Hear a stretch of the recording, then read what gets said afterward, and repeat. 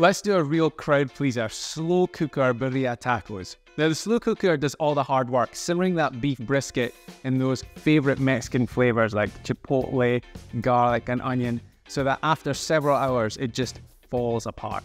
Now birria is a classic from Mexico and it's traditionally made with goat meat, but to make things a bit easier, we're just going to use a beef brisket, which you should get in all your supermarkets instead.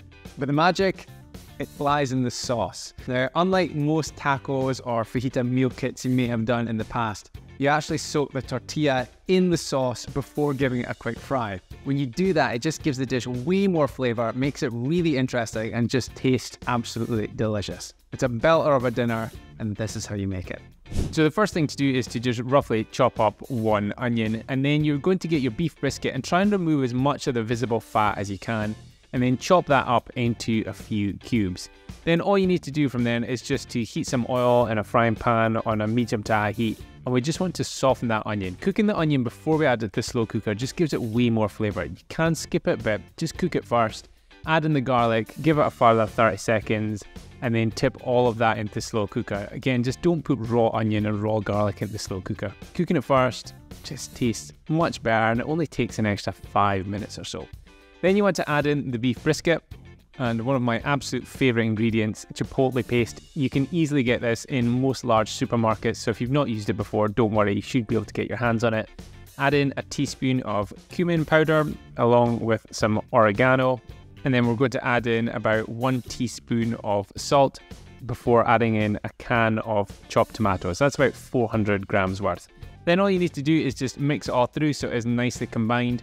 And for cooking, you can do it on low for about 8 to 10 hours, or I've actually cooked this on high for about 5 to 6 hours. Once the beef is all cooked and tender and ready to fall apart, you want to remove all of it from the slow cooker, and you want to keep the juices in the slow cooker just now, because that is quite important for cooking the tortillas. So remove the beef and then get 2 forks into it and just shred it up so it's like a pulled beef. You can eat it like this. I mean, try and not eat all of it just now because it's so good.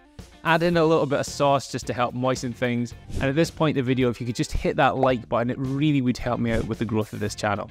One of the things that makes birria tacos unique is that you dunk the tortilla into the sauce first before giving it a little fry. That just puts lots of flavor into it and just gives it a beautiful color. So dunk your tortilla into the slow cooker, add some of the pulled beef, and then I'm going to top it with some raw white onion and some cheese. You could use salsa if you have any, or you could put some coriander in at this stage.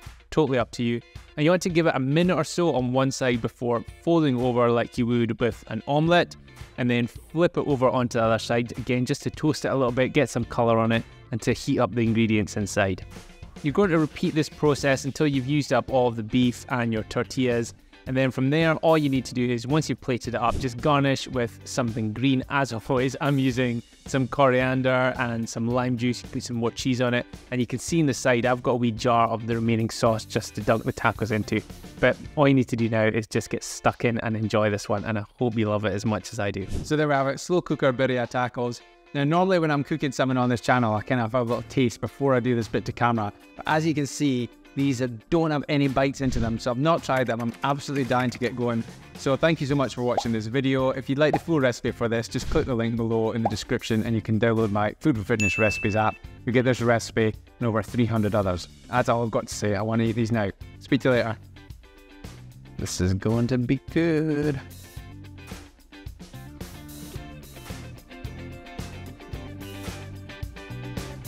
Wow.